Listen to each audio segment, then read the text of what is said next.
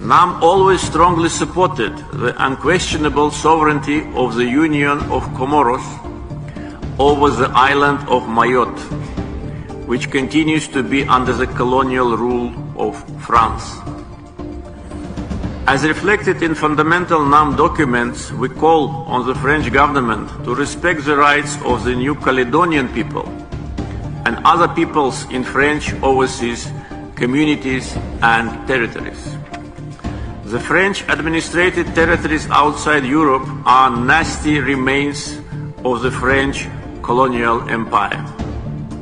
We also call on France to apologize and admit its responsibility for its colonial past and bloody colonial crimes and acts of genocide against NAM member countries in Africa, Southeast Asia and other places.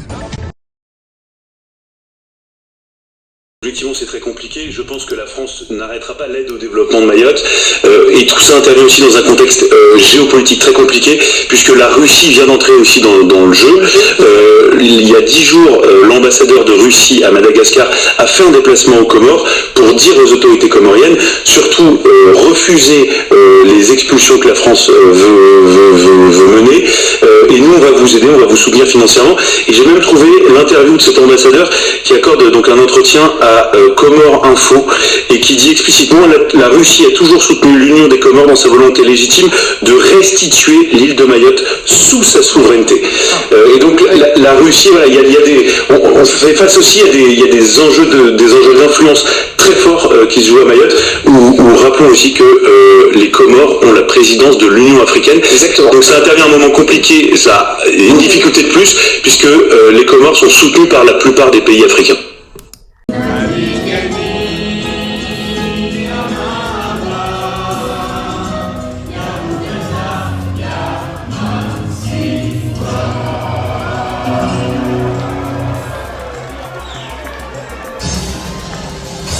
Vladimir Poutine a organisé une conférence en Azerbaïdjan sur l'île comorienne de Mayotte et exige à la France de respecter le droit international sur l'île comorienne de Mayotte. Abba Abbasov, directeur exécutif du groupe d'initiative de Bakou, le groupe d'initiative de Bakou appelle à l'adhésion aux résolutions et encouragement des Nations Unies, du mouvement des pays non alignés de l'Union africaine et de l'Organisation de la coopération islamique relative à Mayotte. Mayotte fait partie de l'Union des Comores. Le groupe d'initiative de Bakou croit fermement qu'avec les efforts communs, la justice, basée sur les normes et les principes internationaux prévaudra. Mohamed Touahir, professeur. Selon Mohamed Touahir, en 1995, fut instauré le visa Balladur, pour tout Comorien, voulant se rendre chez lui à Mayotte. Cet arbitraire d'une frontière post-coloniale entre Mahorais et les 3 autres îles sœurs a créé non seulement l'isolement des familles mais a provoqué aussi une véritable hécatombe dans le bras entre Nzouani et Mahorais. Plus de 30 000 Comoriens morts, depuis le visa Balladur jusqu'aujourd'hui. Nadia Turk, représentante du collectif de la 3e voie l'occupation illégale de Mayotte et le déni de droit, de l'histoire, et de la géographie c'est la croissance progressive et exponentielle des populations vivant en dessous du seuil de pauvreté sur les 4 îles.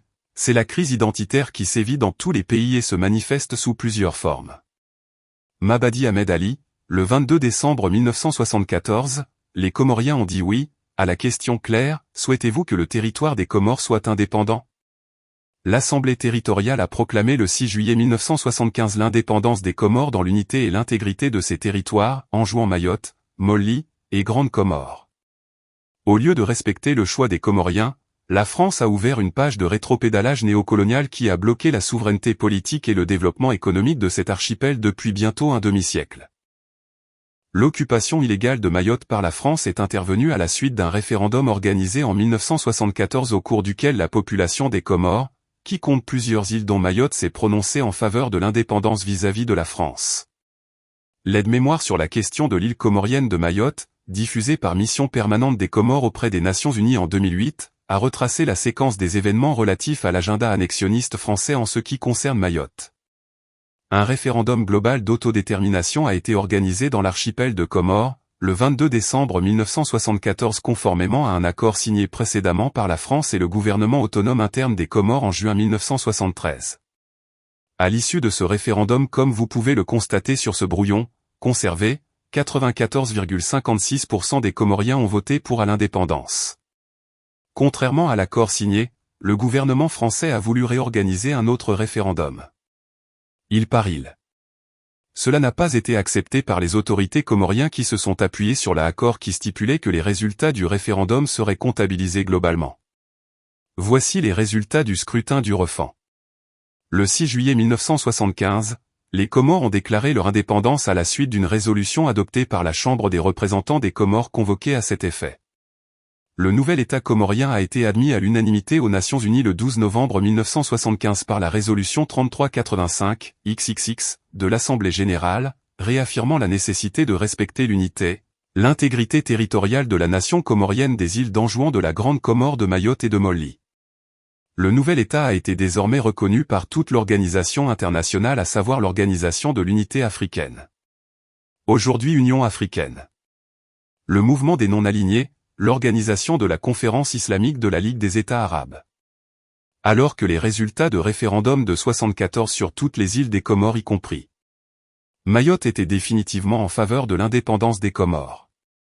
La France a insisté pour obtenir un autre vote pour Mayotte et a organisé un référendum illégal sur cette île en 1976 au mépris de la résolution 3385, XXX, de l'Assemblée générale des Nations unies de 1975 qui avait réaffirmé l'unité et l'intégrité territoriale des Comores y compris Mayotte.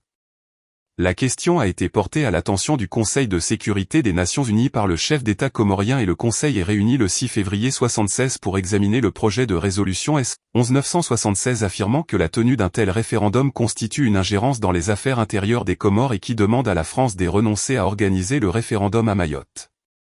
La France a voté contre le projet de résolution, la majorité restante du Conseil de sécurité a voté en faveur du projet des résolutions. Cependant, le projet de résolution n'a pas été adopté, le vote négatif étant celui d'un membre permanent, la France, du Conseil des Nations Unies.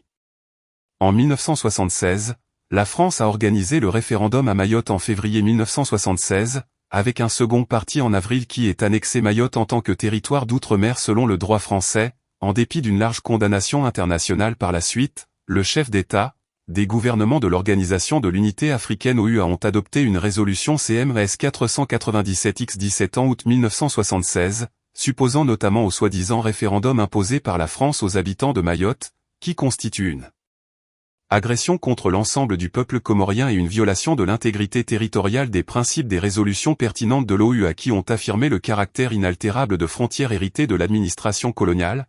La résolution de l'OUA a été portée à l'attention du secrétaire général des Nations Unies dans le cadre de la demande de l'OUA d'inscrire un point supplémentaire à l'ordre du jour le 33e session de l'Assemblée générale des Nations Unies.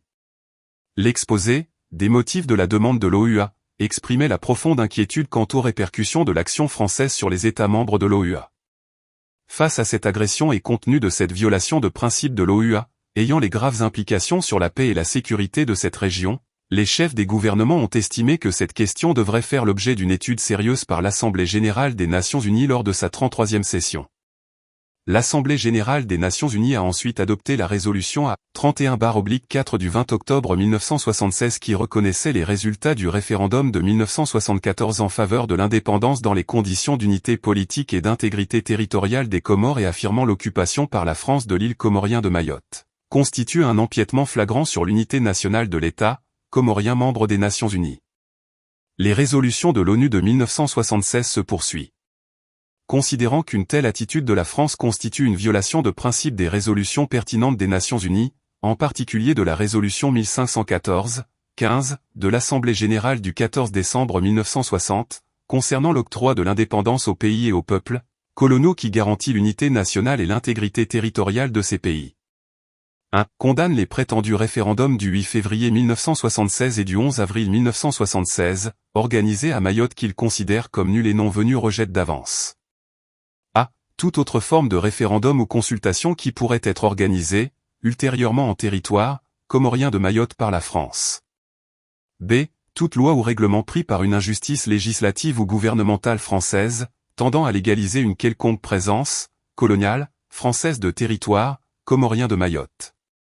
2. Condamne fermement la présence de la France à Mayotte, qui constitue une violation de l'unité nationale, de l'intégrité territoriale et de la souveraineté de la République indépendante des Comores. 3. Exige le retrait immédiat de la France, de l'île comorien de Mayotte, partie intégrante de la République des Comores et le respect de la souveraineté de cet État. 4. Invite les États membres de l'OU à entamer également auprès des autorités françaises des démarches individuelles pour exiger de la France son retrait immédiat de Mayotte et de respecter l'intégrité territoriale de la souveraineté nationale de la République des Comores.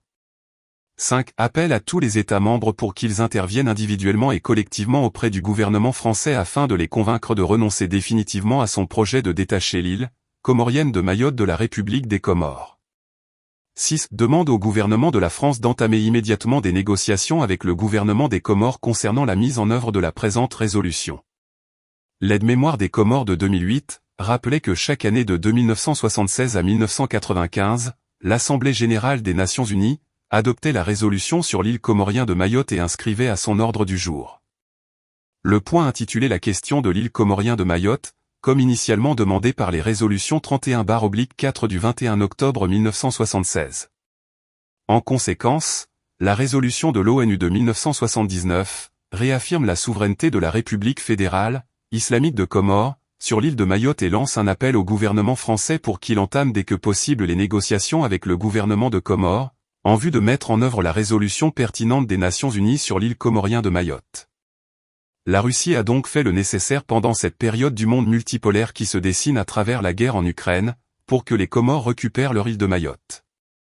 La dernière déclaration de la porte-parole du ministre des Affaires étrangères de la Russie sur la militarisation, par la France de Mayotte, confirme la volonté de Vladimir Poutine d'accompagner les Comores pour récupérer leur île. Écoutons les interventions des représentants comoriens à Bakou en Azerbaïdjan. Tous les pays africains qui veulent avoir son indépendance, se débarrasser des pays occidentaux doivent faire tout leur possible pour entamer le processus, et la Fédération de Russie l'encouragera jusqu'à l'obtention de son indépendance totale. Les pays occidentaux n'ont qu'une seule chose en tête, les pays africains sont nos esclaves. Mais l'Occident oublie que ce temps-là est passé et ne reviendra plus. Vladimir Vladimirovitch Poutine.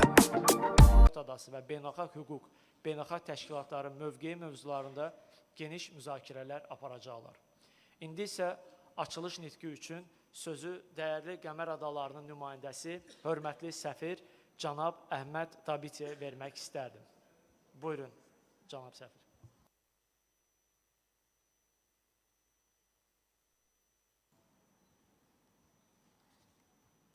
Excellences, Mesdames et Messieurs, qu'il me soit permis d'abord de saluer chaleureusement les membres du groupe d'initiative de Bakou qui mènent avec courage et détermination un combat ardu pour la décolonisation des territoires encore sous domination coloniale et qui nous a permis aujourd'hui de nous retrouver ici, dans cette jolie capitale d'Azerbaïdjan, Bakou, dans cette conférence internationale pour sensibiliser et mobiliser la communauté internationale sur la question de l'occupation illégale de l'île comorienne de Mayotte.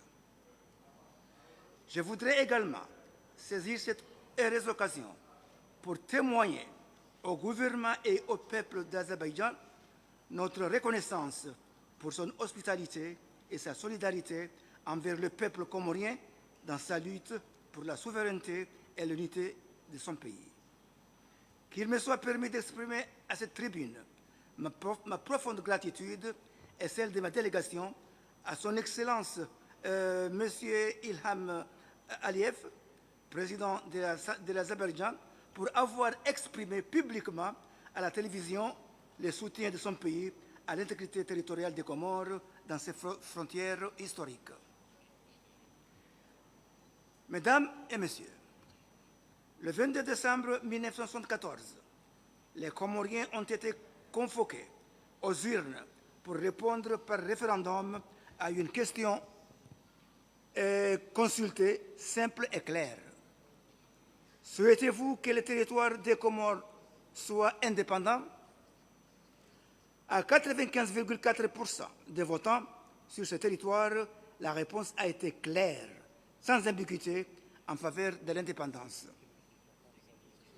Au vu de ces résultats, l'Assemblée territoriale, à l'unanimité moins une voix, a proclamé le 6 juillet 1975 l'indépendance du territoire des Comores dans l'unité et l'intégrité de ses frontières, à savoir Anjouan, Mayotte, Moélie et Grande Comore. Face à la détermination des Comoriens à prendre leur destin en main, la puissance coloniale, la France, est revenue sur ce processus de décolonisation en se maintenant par la force à Mayotte contre l'expression populaire du peuple comorien. Et pourtant, le choix des Comores à se libérer du joug colonial a été entendu et acclamé par le Concert des Nations.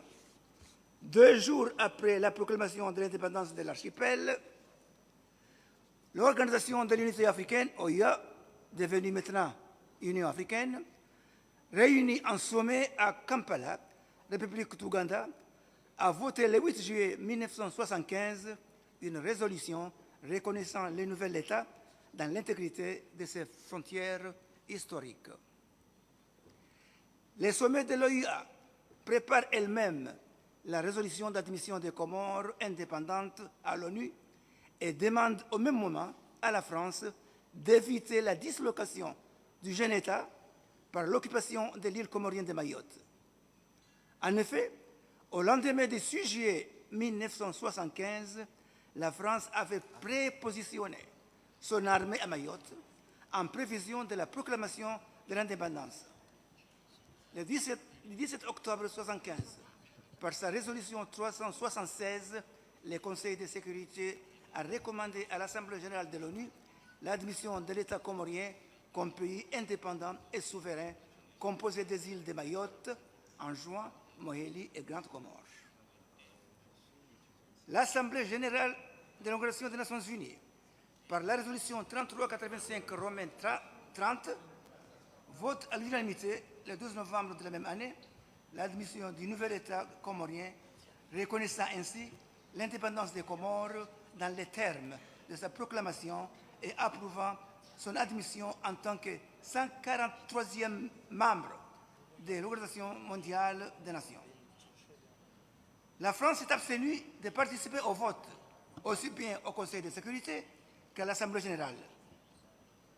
Une attitude de ni oui ni non, par laquelle la France refusait de décoloniser l'archipel et préparer ses manœuvres d'occupation en renforçant ses troupes à Mayotte et en organisant le coup d'État qu'il allait renverser le président qui a proclamé l'indépendance.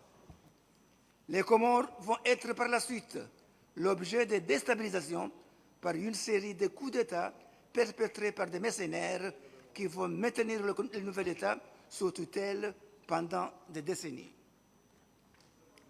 La France continue depuis bientôt un demi-siècle à contester l'indépendance de l'archipel et d'œuvrer à son démantèlement depuis l'île comorienne de Mayotte qu'elle occupe illégalement et militairement contre le droit international en matière de décolonisation et en foulant aux pieds toutes les résolutions internationales qui lui demandent de respecter l'intégrité d'un État membre de l'Organisation des Nations Unies et de l'Union africaine. Dans sa résolution 31/4 du 21 octobre 1976, l'Assemblée générale de l'ONU a condamné les référendums organisés par la France à Mayotte le 8 février et le 11 avril 1976, en les jugeant comme nuls et non avenus, et prévenu qu'elle rejette toute consultation ultérieure, toute législation étrangère tendant à légaliser une quelconque présence coloniale française en territoire comorien et enfin à condamner la présence française à Mayotte qui constitue une violation de l'unité nationale, de l'intégrité territoriale et de la souveraineté de la République indépendante des Comores. Aucun de ces événements et condamnations n'a fait fléchir les plans français de balkanisation des Comores. Bien au contraire, la France a renforcé sa prise illégale du territoire comorien et développé sa présence. Elle a continué à s'intégrer dans les affaires intérieures de 3 autres îles par le truchement des mercenaires sous la houlette de Bob Denard, maintenant la population dans un climat d'oppression et de musulmans pour empêcher tout sursaut patriotique des revendications de la souveraineté nationale. Pendant ce temps, à Mayotte, l'administration française et les troupes de la Légion étrangère faisaient régner l'ordre sur terre et contrôlaient les eaux territoriales des Comores.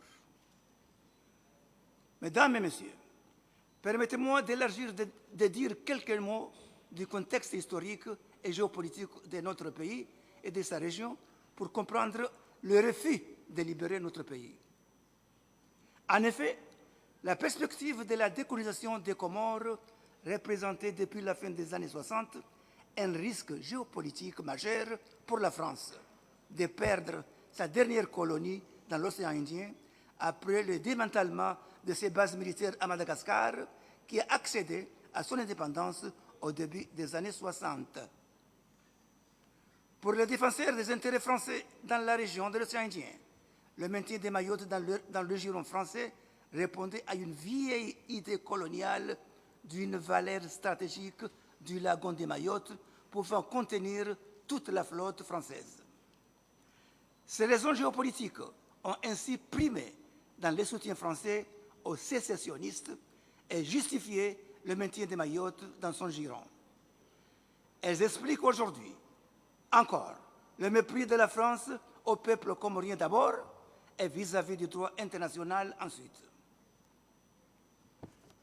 Après 4 décennies, la France est implantée plus fortement aujourd'hui sur l'île comorienne de Mayotte qu'elle ne l'était durant les 50 ans de colonisation sur l'ensemble du territoire des Comores. Mayotte héberge aujourd'hui le plus grand centre d'écoute et de surveillance français dans l'océan Indien et l'un des plus grands dans le monde. Bien que la rade de Dzaoudzi ne soit pas devenue la base navale qui rêvait l'amiral Basso, les troupes françaises et les moyens nautiques à leur disposition lui assurent le contrôle de l'espace maritime autour et au-delà du lagon. La plupart des interventions opérées sur les restes des Comores sont parties de Mayotte. Le ministre de l'Intérieur français, Gérald Darmanin, déclarait en avril dernier, à la suite de l'opération de Wambushu, que la France va installer un rideau de fer pour empêcher la libre circulation des Comoriens dans leurs eaux territoriales. Ces propos montrent bien l'esprit colonial et belliqueux de la présence française sur l'île comorienne de Mayotte. La découverte de gisements importants d'hydrocarbures et de gaz dans les eaux territoriales comoriennes accroît cette implantation et les ingérences françaises dans les choix politiques intérieurs des Comores, y compris les choix électoraux des régimes politiques. Un pas supplémentaire de cette occupation qui éloigne les possibilités d'une solution à la faveur des Comores est franchi avec la départementalisation de Mayotte, devenue une pseudo-région ultrapériphérique de l'Europe, laissant supposer que dorénavant, les droits internes français supplantent les revendications comoriennes fondées sur le droit international. La stratégie de révolution séparée, mise en place depuis 4 décennies, a été renforcée en 1995 par l'instauration par la France d'un visa de déplacement à l'intérieur du même territoire. Le processus d'assimilation en cours depuis 2010, portant sur le mode de vie et les références culturelles à Mayotte, fragmente encore plus les fondements de la société comorienne et forme des générations qui continuent de s'ignorer. Une stratégie qui doit être comprise du point de vue de la France comme la poursuite de la dislocation du territoire physique et l'ultime barrage à un retour de Mayotte dans son giron naturel. C'est dans ce contexte qu'il faut analyser les ressorts de l'opération Wambushu, visant à décomorianiser Mayotte par l'expulsion massive des ressortissants des autres îles, faisant ainsi place nette à d'autres arrivants pour modifier la composition historique de la population et aliéner toute possibilité d'une conscience d'appartenance de jeunes Mahorais à une même nation comorienne, condamnant ainsi Mayotte à un seul destin au sein de la France. Mesdames, Messieurs, les forces vives du pays doivent en tirer les leçons de cette nouvelle configuration et alerter la communauté internationale sur les faits coloniales dont Mayotte est devenue. Le terrain pour que celle-ci continue d'exercer la pression sur la France pour qu'elle se soumette aux résolutions de l'ONU et de l'OUA qui lui somment de respecter les cours de l'histoire et de ne pas s'entêter à briser l'unité du peuple comorien en se maintenant illégalement sur son territoire. Palliant à l'inertie des régimes successifs des Comores, la société civile comorienne en résistance, le comité mahorais et toute la société civile sont plus que jamais mobilisés dans un contexte de réveil général de conscience en Afrique et dans le monde contre toutes les formes de domination et d'injustice. Au pays, comme dans son diaspora, la lutte contre l'occupation illégale de Mayotte pour l'intégrité et l'unité des Comores trouve des soutiens. En France, par exemple, ces soutiens sont manifestés par les partis communistes français et les partis d'extrême gauche qui sont restés fidèles à leur ligne anti-impérialiste. La question de Mayotte a été au cœur de l'organisation de la semaine anticoloniale de février 2009 qui a mobilisé une grande marche pacifique à Paris et remis un mémorandum sur la question de Mayotte adressé aux institutions nationales et internationales, ONU, Union européenne et l'Union africaine. Avant de terminer mon propos, permettez-moi encore une fois de remercier toutes les hautes personnalités présentes, notamment les ambassadeurs, les membres du Parlement de la République d'Azerbaïdjan, les représentants du mouvement des non-alignés, les directeurs des divers instituts et forums, les associations et groupements politiques en lutte dans les autres territoires sous domination et tous les participants qui ont fait le déplacement pour cet événement. Nous plaçons tous notre espoir que cette conférence crée de nouvelles opportunités pour libérer notre pays du joug colonial. C'est ainsi que nous appelons les organisations amies et les pays épris de paix et de justice à faire aboutir une plainte à la Cour pénale internationale, CPI, contre l'État français pour déplacement forcé des populations sur le territoire comorien internationalement reconnu. À réunir les organisations et les États soucieux de soutenir la lutte des peuples sous domination coloniale pour soutenir la juste lutte du peuple comorien à recouvrer sa souveraineté entière sur l'ensemble de son territoire historique. À parvenir à la matérialisation de la résistance anticoloniale sur l'île comorienne de Mayotte, où l'avenir de la jeunesse est fortement hypothéqué par la politique extrême droite qui l'opprime. Je vous en remercie.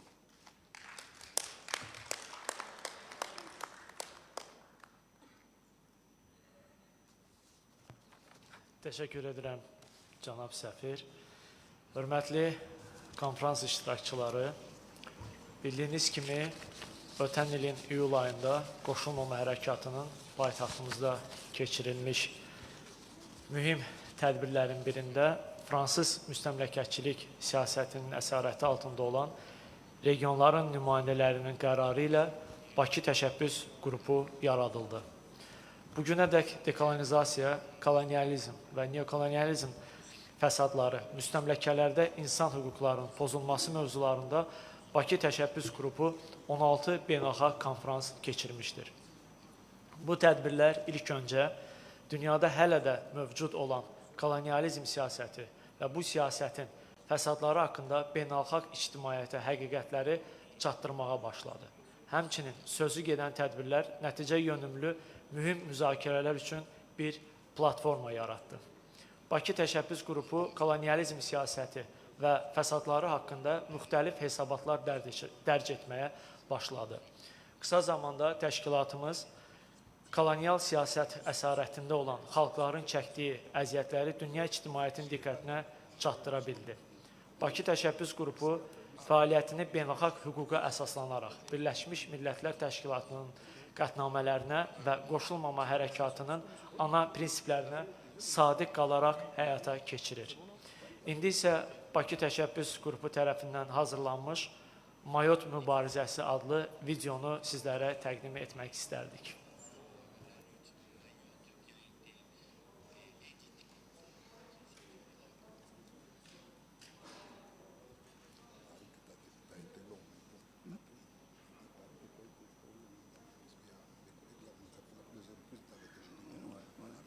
De l'ère chrétienne, les Arabes de Sofala.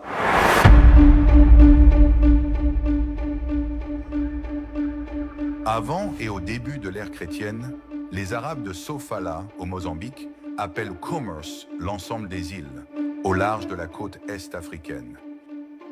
Les comores sont des oiseaux qui abritent l'archipel et doivent leur nom à leur plumage tout blanc. Selon Yaqut al-Hamawi, dans son Livre des pays, le mot « kumr » signifie une forte lumière. La succession de deux consonnes rend la prononciation difficile et les marins arabes ajoutent la voyelle A au cours des ans et Kam devient Kamar. C'est à partir du XVIe siècle que ce nom devenu comorès sur les cartes comoriennes Ngazija, Mwali, Nzouani et Maoré. La colonisation des îles de Comorès par la France. Les conflits entre les sultans des îles de Comorès ont offert l'occasion à la France de prendre possession de Mayotte en 1841. Mais dès 1843, le sultan Salim d'Anjouan a écrit au gouverneur colonial pour protester contre l'occupation illégale de l'île comorienne de Mayotte par la France.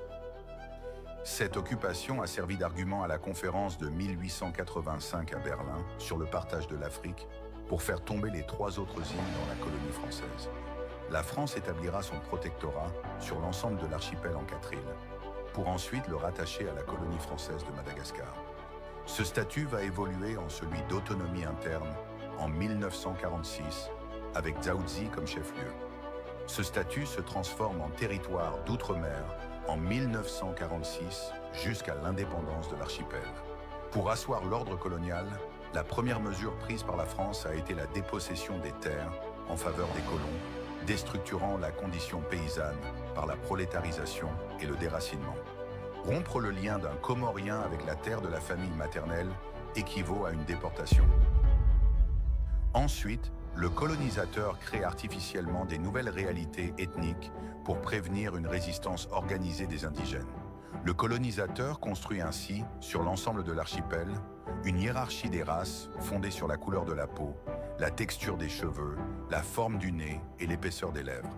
C'est ainsi que la population paysanne de l'archipel des Comores s'est trouvée sans terre, exploitée à souhait et à pas forcé se voit appliquer une culture, une éducation, une langue et un mode de vie venu d'ailleurs à un peuple dont les recherches archéologiques menées par le professeur Félix Hachami dans l'île de la Grande Comore suggèrent que l'île aurait été habitée, bien plus tôt qu'on ne le pense, environ 3000 ans avant Jésus-Christ. La France défie le droit international. La France organise la consultation sur l'indépendance des Comores, à l'issue de laquelle le oui l'emporte à 94,5% pour l'ensemble. Mais la France prétexte que 65% des Mahorais ont voté pour le et va faire une loi stipulant un décompte île par île. En réaction, le chef de gouvernement suivi par les parlementaires va proclamer unilatéralement l'indépendance des Comores. Les Comores admises à l'ONU sont protégées par la résolution onusienne 3385, qui réaffirme la nécessité de respecter l'intégrité territoriale de l'archipel des Comores. Mais la France va organiser illégalement un référendum sur Mayotte le 11 avril 1976 et va s'y établir, malgré plus de 20 résolutions internationales qui condamnent cette occupation coloniale. L'ancrage de Mahorais dans la France et les préjudices imposés aux Comoriens. En 1995, le gouvernement d'Édouard Balladur instaure unilatéralement un visa d'entrée à Mahorais, dit visa Balladur-Pasqua, impossible à obtenir pour la grande majorité des Comoriens.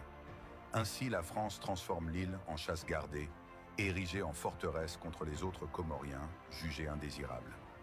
Depuis lors, ce visa sert de prétexte à la déshumanisation politique migratoire à Mahorais. Expulsion massive de sans-papiers, génération de milliers de mineurs isolés, futurs délinquants, propagation de bidonvilles insalubres, souvent privés d'eau et d'électricité. Et par-dessus tout, ce visa controversé a causé plus de 30 000 morts en 20 ans, dans un bras de mer de 70. Dans un continuum politique, la France instrumentalise dans la violence jusqu'à aujourd'hui des minorités sociales favorables à sa politique d'occupation coloniale. La France lance unilatéralement le référendum sur la départementalisation de Mayotte en mars 2009. À partir de là, Mahorais sera davantage isolée de ses îles sœurs et sera soumise à un développement artificiel inadapté avec 76% de la population vivant sous le seuil de pauvreté. Elle basculera inexorablement dans un climat de guerre civile que le gouvernement de Macron prétend de combattre par la violence d'État en mobilisant par milliers des forces armées tenues pour responsables du pogrom de ces derniers mois à Mahorais.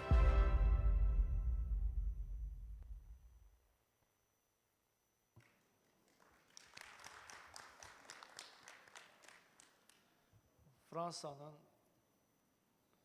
həyata keçirdiyi suni referendumların fəsadlarını gördük. İndi isə hörmətli konferans iştirakçıları, Qəmər adalarında Fransanın müstəmləkəçilik tarixinə baxış mövzusunda sesiyamıza başlamaq istərdim və sözü hörmətli Qəmər Adaları İttifaqının keçmiş Birləşmiş Millətlər Təşkilatındakı sabiq səfiri cənab Tohiri Muhammedə sözü vermək istərdim. Buyurun.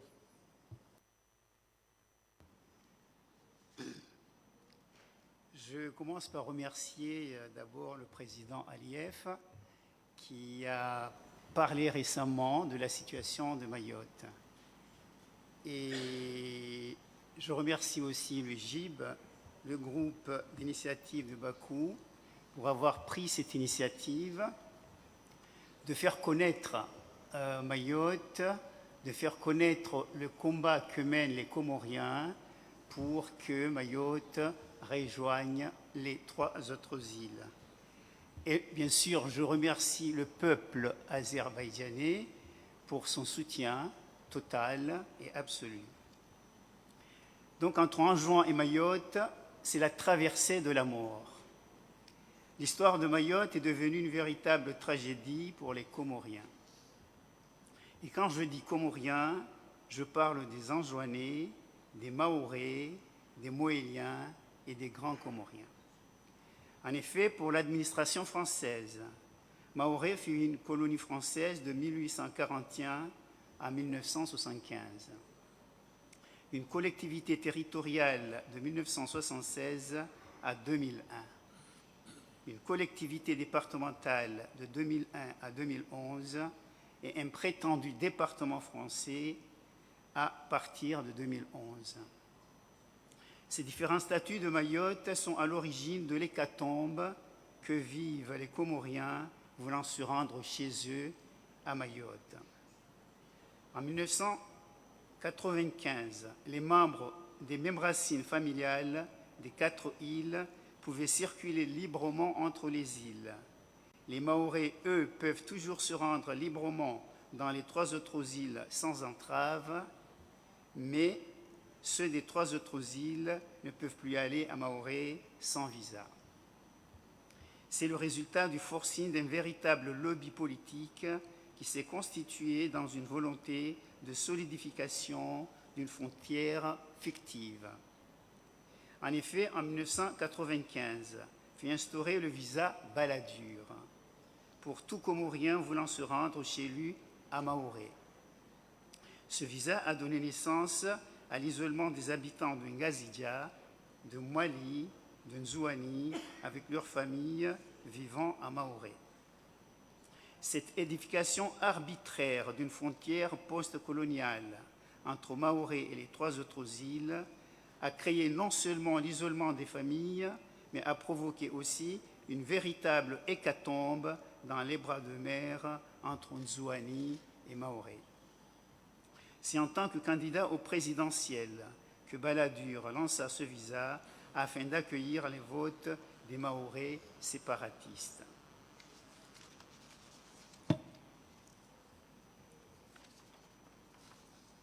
Les membres des familles éparpillées dans les autres îles, comme le sont souvent les habitants d'un archipel, voguaient entre Ngazidja, Mwali, Nzouani et Maoré. Le visa Balladur est venu bouleverser cette harmonie de la circulation des habitants des Comores. Avant ce visa, les familles étaient éparpillées dans l'archipel et le cabotage d'une île à une autre était quotidien. Mais le visa Balladur, devenu obligatoire pour entrer à Maoré, était pratiquement impossible à obtenir. Alors, pour rendre visite à sa famille, pour aller se faire soigner, pour aller accoucher, on choisit les moyens qui s'offrent, notamment les petits bateaux, les kwassa-kwassa. Mais hélas, ces traversées sont régulièrement meurtrières, car le canal de la mort, comme ces embarcations, sont fragiles comme des fétus d'épaille. Ceux qui parviennent à Maoré sont violemment arraisonnés et remis dans un bateau le même jour ou le lendemain pour un retour à Anjouan.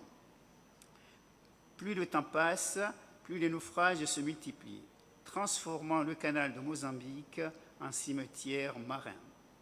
La loi du silence prévaut chez les responsables de ces morts. Il se crée ainsi un trauma collectif. Les responsables de ces disparitions en mer essaient de créer une invisibilisation de ces tragiques événements. Bien sûr, c'est la politique néocoloniale dans les territoires ultramarins qui se joue. Ces morts sont sans sépulture et ces disparus ne cessent d'augmenter. Selon un rapport du Sénat français en 2000, c'est environ 10 000 morts entre Mayotte et Anjouan pour une population de 800 000 habitants aux Comores. Mais en réalité, il y a plus de 30 000 morts depuis le visa Balladur jusqu'à aujourd'hui, disparus entre Nzouani et Maoré. Voyez la véritable hécatombe. Les survivants de ces traversées souffrent aussi le martyre. Traversée chaotique, peur de l'expulsion, insultes, mauvais traitements. Des limiers de la gendarmerie qui entrent sans foi ni loi à n'importe quelle heure dans les maisons soupçonnées d'abriter des Comoriens des autres îles. Les gens sont capturés, expulsés, tout cela pour compléter le quota exigé par Darmanin, le ministre de l'Intérieur français, pour ces statistiques. Pour l'opération Wambushu, qu'ils ont lancée dernièrement, 2000 agents, gendarmes, policiers, GIGN, militaires ont été mobilisés pour chasser ceux des 3 autres îles, pendant que ceux venus du continent africain sont, eux, transférés en France. Les maisons des habitants des autres îles sont détruites, brûlées, et ceux-ci sont pourchassés comme des bêtes. Voilà le bilan de l'enfer entre Anjouan et Mayotte. En violation de la Convention internationale, cette île est séparée de ses îles sœurs des Comores. Opération Wambushu voulait, en 2 mois, chasser 10 000 Comoriens, détruire 1000 maisons en tôle. Les entrepreneurs de la haine réactualisaient un discours sur la maorité. Mais quelle que soit leur origine insulaire, ces Comoriens forment un même peuple, peu sensible au discours séparatiste des îles. Ils interagissent dans tous les aspects de la vie quotidienne, d'autant plus impérativement que seule l'entraide adoucit la misère qui les étreint. Le gouvernement français, lui, suspecte les mariages mixtes, les paternités, dénonce les nationalités indues, en dénonçant le droit au sol, s'apprêtant à modifier sa constitution, sa seule constitution de 1958, la constitution du général de Gaulle au sujet de la minuscule île de Mayotte. Les kwassa-kwassa disparaissent chaque semaine entre les 2 îles, car pourchassés par une armada de l'armée française. Des centaines de Comoriens tentent le voyage et sont pourchassés par les milices françaises. Il y a une militarisation des frontières par les navires, des hélicoptères, des radars, la police, l'armée, le GIGN. Mayotte est érigée en forteresse hostile aux Comoriens. Ces dispositifs ont eu pour conséquence la mort de milliers de Comoriens, mais n'ont pu stopper le désir des rencontres familiales, ni les déplacements et les retours consécutifs à une expulsion, mais ont eu pour conséquence directe la mort amère de centaines et de centaines de Comoriens. Le pays colonisateur de Mayotte poursuit le même objectif, rendre la frontière maritime infranchissable au mépris des droits fondamentaux. Cette tentative de transformer Mayotte en forteresse coupée de son environnement culturel et familial est la cause d'une véritable hécatombe silencieuse. Mais Mayotte est comorienne et le restera à jamais. Je vous remercie.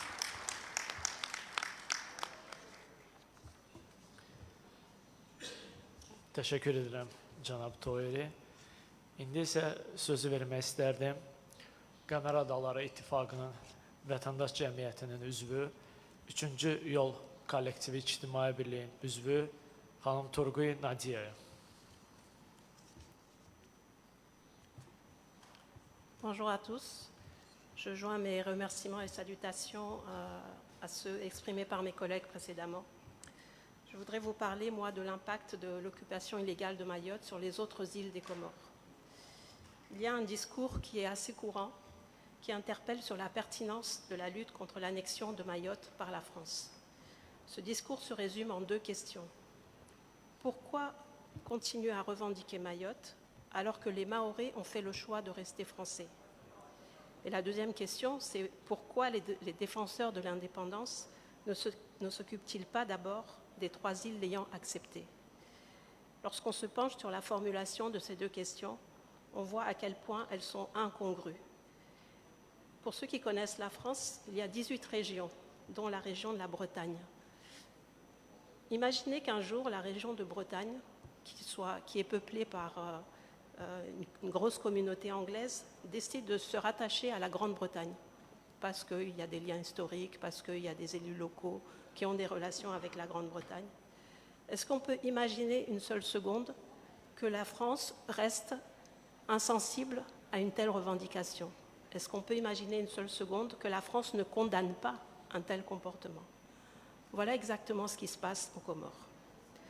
L'occupation de l'île de Mayotte a engendré un certain nombre de crises dont la persistance complique davantage la réunification du territoire, car il s'agit bien d'un territoire, le territoire des Comores, dont le peuple comorien a été consulté le 22 décembre 1974 et a voté à plus de 95% pour l'indépendance. Il n'a jamais été question de consulter 4 peuples. Le principe d'autodétermination des peuples a donc été bien respecté. C'est le peuple comorien qui a été consulté. Ce qui reste maintenant, c'est à respecter le principe d'intangibilité des frontières. Donc la première conséquence de l'occupation illégale de Mayotte est le déni du droit, le déni de l'histoire et même le déni de la géographie. Comment peut-on construire un État qui est né dans la confusion, une confusion qui est entretenue depuis bientôt 50 ans, pour que 2 générations de Comoriens n'aient plus d'histoire commune? La disparition progressive de cette histoire commune fait que l'on devient des étrangers l'un pour l'autre, au point où le vivre ensemble n'a plus de sens, n'a plus de contenu. Voilà où l'occupant veut nous emmener. En moins de 50 ans, le nom du pays a changé 4 fois et la Constitution 7 fois. Tandis que le Comorien des 3 îles indépendantes a une histoire de coups d'État, de révision constitutionnelle, d'élections plus ou moins propres, de rivalités insulaires, villageoises, etc., le Comorien de Mayotte, lui, il expérimente différents statuts sous la République française qui font de Mayotte une exception dans cette même République. Elle apprend une nouvelle histoire de l'île qui aurait été française avant la Savoie, qui n'a jamais appartenu aux Comores, bien qu'ayant abrité la capitale des Comores pendant plus de 20 ans, et ayant été consultée de par son appartenance au territoire des Comores pour le référendum de décembre 1974. Donc c'est ainsi qu'on essaye d'imposer un narratif qui distingue Mayotte des Comores, jusqu'à parler d'un archipel de Mayotte qui serait distinct de l'archipel des Comores d'origine. De plus, depuis quelque temps, on constate une entreprise de révision même des cartes des Comores qui est à l'œuvre pour influer sur la lecture et la représentation de la géographie de l'archipel. Donc, comme vous avez pu le constater, l'acte de naissance des Comores indépendantes a été entaché d'irrégularités dès le départ. Entre les exactions subies par les indépendantistes mahorais, qui ont été contraints à la fuite pour la plupart, les fraudes massives opérées sur le scrutin référendaire, il y a des PV qui ont été complètement transformés, inversés, et la lecture tronquée des résultats pour justifier la poursuite de la colonisation de Mayotte. Tous ces antécédents ont généré par la suite une normalisation de la fraude électorale, la corruption des élus et l'instrumentalisation de la communauté internationale.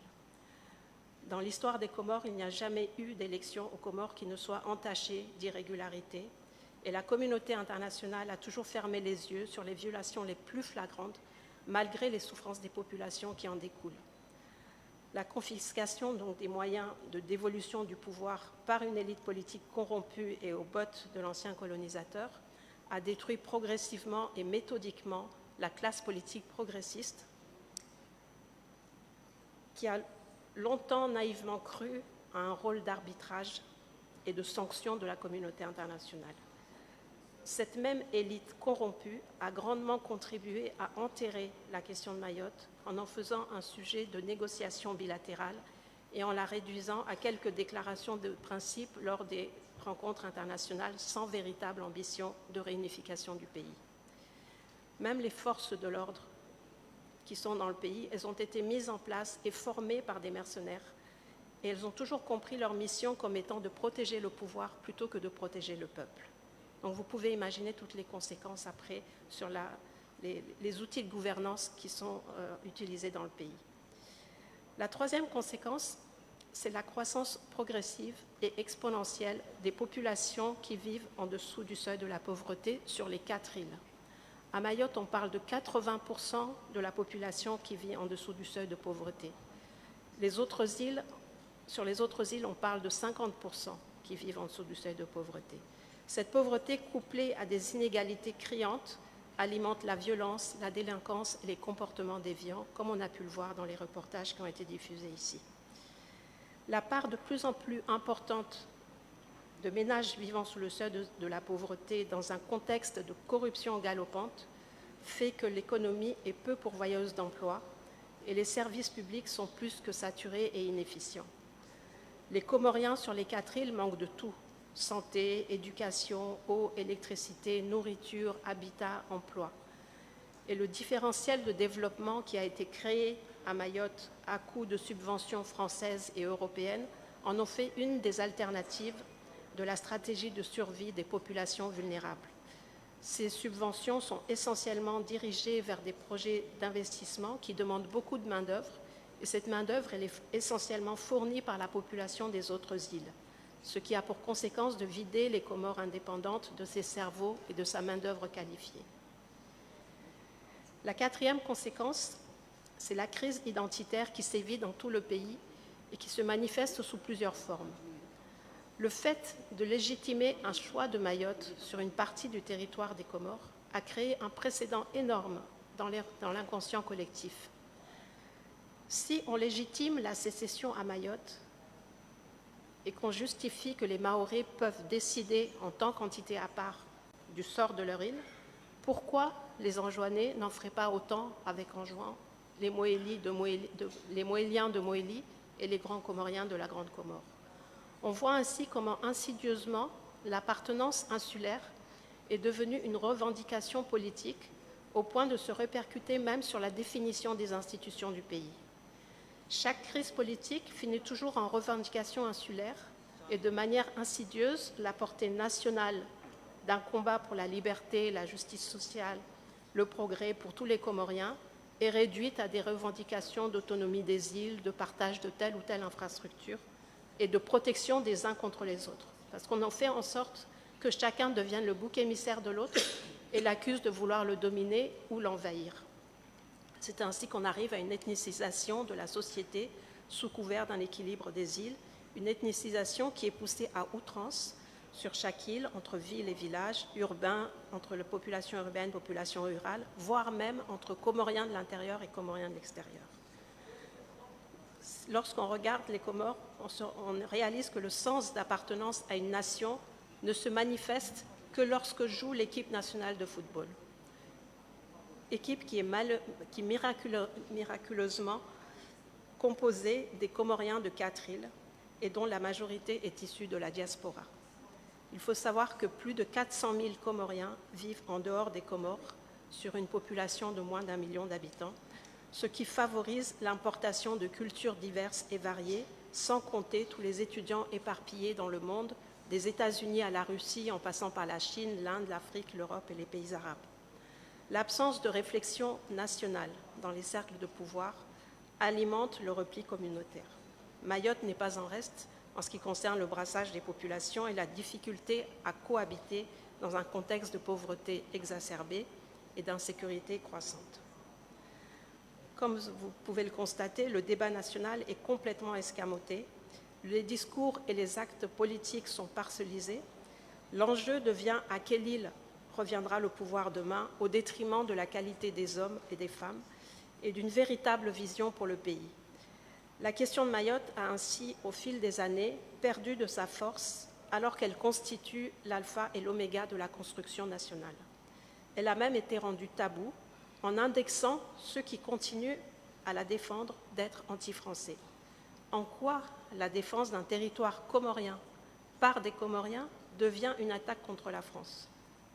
Pourquoi la France se positionne-t-elle en défendresse d'un peuple mahorais qui serait distinct du peuple comorien, alors que la France elle-même dénie l'appellation de peuple corse, de même qu'elle a rejeté, tout comme l'Europe, l'idée d'une indépendance catalane au nom de la défense de l'unité espagnole. La persistance donc de l'occupation illégale de Mayotte empêche la construction effective d'un État comorien souverain qui aurait la latitude de développer sa vision de développement avec une politique économique et sociale qui repose sur ses atouts qui sont un archipel touristique à exploiter, une biodiversité et une culture riche à valoriser, une jeunesse qui ne demande qu'à être formée et accompagnée pour participer aux efforts de développement du pays. Cette occupation de Mayotte pèse dans les relations franco-comoriennes et impacte la situation sécuritaire de tout l'archipel, qui est maintenant exposé à la piraterie, au grand banditisme et de surcroît place la France dans une situation de juge et partie dans un contexte où les Comores ont besoin de parler d'une voix auprès de ses partenaires régionaux pour des politiques concertées sur l'avenir et la stabilité de l'océan Indien.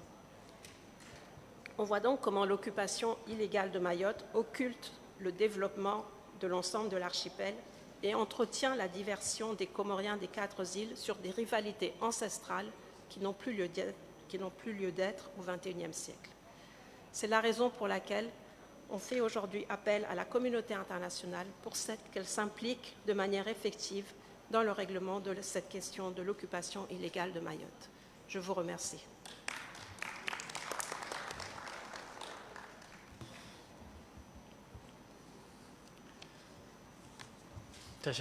Teşekkür ederim. Xanımla Həsaniyə vermək istərdim.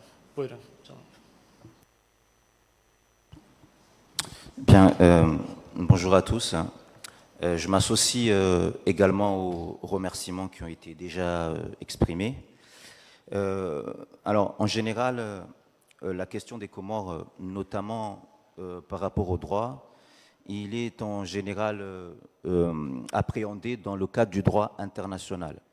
Et en général, on explique que l'annexion de l'île comorienne de Mayotte à la France est contraire au droit international et vous allez avoir des interventions, notamment dans la journée, qui vont le démontrer. Par contre, ce qu'on dit très rarement, c'est que cette situation de l'île comorienne de Mayotte avec la France est aussi en contradiction avec le droit interne français lui-même.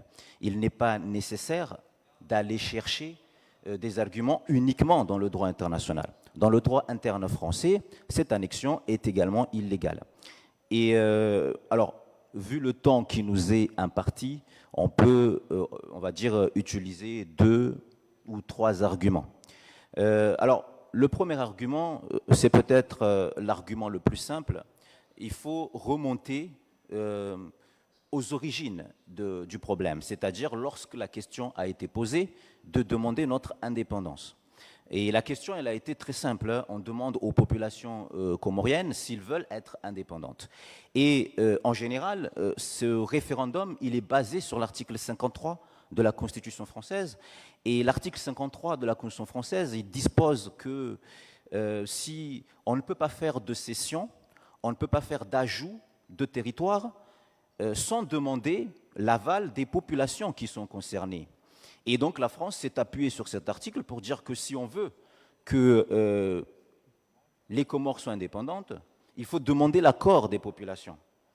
Et c'est d'ailleurs pour cela que comme les Mahorais n'ont pas donné leur accord, ben, ils ne peuvent pas être indépendantes. Sauf que ce fondement de l'article 53 dès le départ était un fondement erroné, parce que si vous comprenez bien, j'espère que la traduction pourra le retranscrire, mais l'article 53 parle de cession de territoire. C'est-à-dire que lorsque les Français veulent abandonner une partie de leur territoire à un autre État, il faut demander l'aval des populations concernées. Sauf qu'en 1975, il n'y avait qu'un seul État, la France. La France n'était pas en train de céder un État à un autre. Il cédait un État dans le vide. C'est un autre État qui allait naître. Donc il n'y avait pas de cession à proprement parler d'un point de vue juridique. Donc cet article 3 ne pouvait pas fonctionner parce qu'il n'y avait pas de cession. Il y avait simplement une demande d'indépendance. Donc dès le départ, le fondement était erroné. Et ensuite est arrivé le processus tel que nous le connaissons et les résultats tels qu'ils vous ont été démontrés. Et on a considéré, sachant que tout le monde est conscient de la question, le oui l'a emporté dans une majorité totalement écrasante, mais on a expliqué que les Mahorais, vous comprenez, ils ont voté quand même en majorité pour rester français, donc ils vont rester français. Et ça, c'est une deuxième violation du droit français lui-même. Hein, l'article 3 de la Constitution, la souveraineté appartient au peuple, et aucun groupement ne peut s'approprier l'exercice. Et ici, ce qu'on a fait, c'est quelque chose d'assez génial, c'est-à-dire qu'on a divisé le suffrage universel, ce qui est totalement impossible. Le suffrage universel s'est exprimé, un seul peuple a été consulté, il n'y en a pas 4. Il y a un seul peuple qui a été consulté, et donc on doit prendre le résultat dans son ensemble, pas île par île. Hein, c'est un peu comme si, aux dernières élections françaises, il y a une partie de la population qui a voté pour Madame Le Pen. C'est un peu comme si on considérait toutes les régions qui ont voté pour Madame Le Pen, eh bien, vous serez gouverné par Madame Le Pen. Et tout le reste, vous serez gouverné par Monsieur Macron. Ça n'a pas de logique. Le suffrage universel, on le prend dans son ensemble. On ne le divise pas. Donc déjà, deuxième violation du droit interne français lui-même. Maintenant, si on fait une avance rapide, parce que le temps nous est compté, et qu'on arrive dans la situation actuelle aujourd'hui de Mayotte, le droit interne français démontre cette fois-ci que l'île comorienne de Mayotte n'est pas du tout intégrée dans la République française, en tout cas dans les valeurs juridiques de la République française. C'est un bout de terre perdu dans le canal de Mozambique et qui est traité de manière différente que les valeurs de la République française. Comment est-ce qu'on peut comprendre, par exemple, qu'à Mayotte, si on vous délivre un document de la préfecture française, qui est une préfecture de la République, si on vous donne un document à Mayotte, eh bien ce document ne vaut qu'à Mayotte. Il ne peut pas être utilisé dans les territoires, ou en tout cas dans la métropole. Les droits et libertés sont, par exemple, adaptés, parce que c'est Mayotte. Lorsqu'un étranger est arrêté, par exemple en situation irrégulière, il est placé en centre de rétention.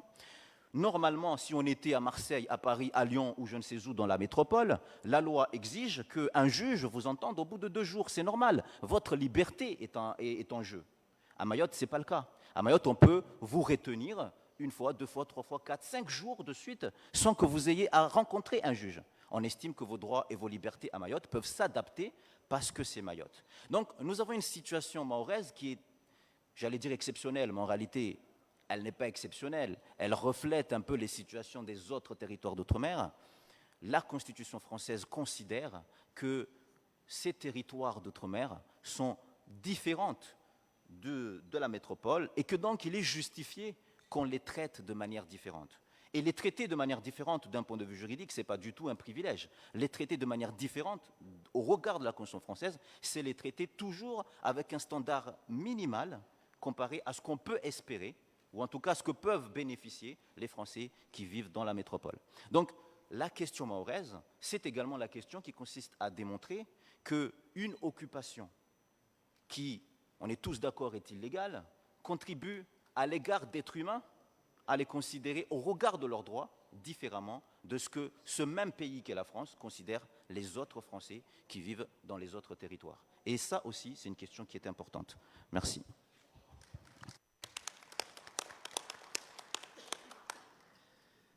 Təşəkkür edirəm Muhammed.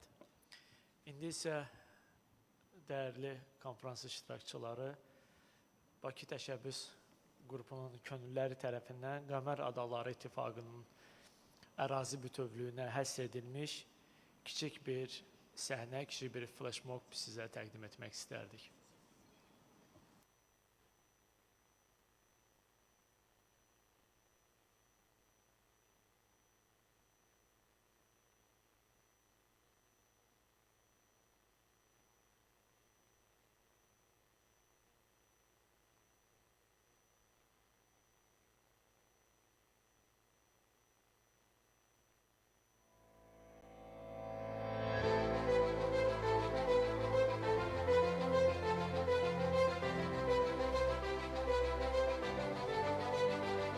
L'histoire de l'archipel des Comores commence au cœur de l'océan Indien, où 4 îles, Grande Comore, Mohéli, Anjouan et Mayotte, ont été découvertes par des commerçants arabes, puis colonisées par les Français.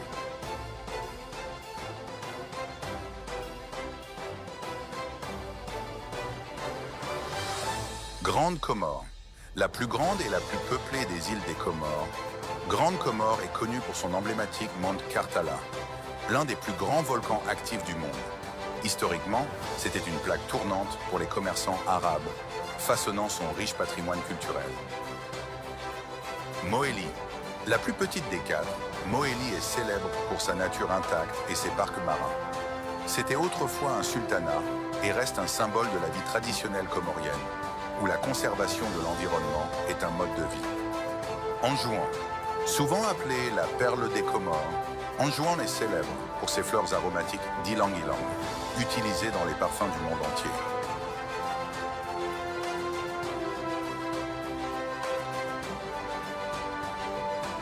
Mayotte. Contrairement aux autres îles, le destin politique de Mayotte a suivi une voie différente. Au milieu des pressions et des manœuvres politiques complexes pendant la période de décolonisation, Mayotte a été séparée du reste des Comores, le résultat d'un référendum illégal qui a abouti à son maintien sous l'occupation française. Cette décision a été contestée par l'Union des Comores et condamnée par les Nations Unies ainsi que les organisations internationales. En 1975, l'Union des Comores a été formée. Cependant, le statut continu de Mayotte sous la colonisation française a donné lieu à des différends internationaux. Malgré ces défis, l'Union des Comores reste inébranlable dans son engagement à reconquérir son intégrité territoriale. Le peuple de Mayotte, qui aspire à une véritable indépendance, partage cette lutte, rêvant d'un avenir où toutes les îles comoriennes seraient unies et libres.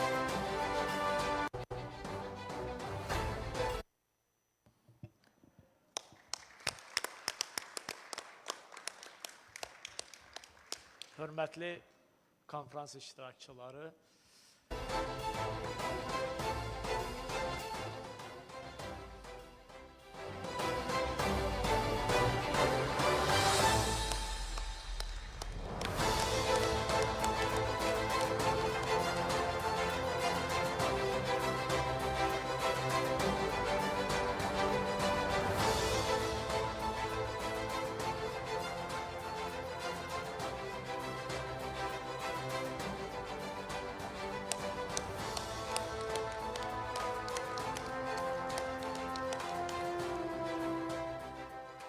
hörmətli konferans iştirakçıları, dəyərli qəmərlilər, Qəmər Adaları İttifaqı Mayotte, Anjouan, Grande Comore, Mohéli adalarından ibarətdir və bu beynəlxalq hüquq ilə tənzimlənmiş Birləşmiş Millətlər Təşkilatının qətnamələri ilə öz təsdiqini tapmışdır. Fransa nə cür və necə də referendumlar keçirsə də, bu tarixi və beynəlxalq hüquqi olan faktoru dəyişə bilməz. İndi isə qəhvə fasiləsindən öncə istərdim ki, bir məlumatınızı diqqətinizə çatdırım. Bakı Təşəbbüs Qrupu və Maori Komitəsi arasında bugün memorandum imzalanacaqdır. Bizim coffee break'dən sonra. İndi isə 20 dəqiqəlik coffee break elan etmək istərdim. Buyurun.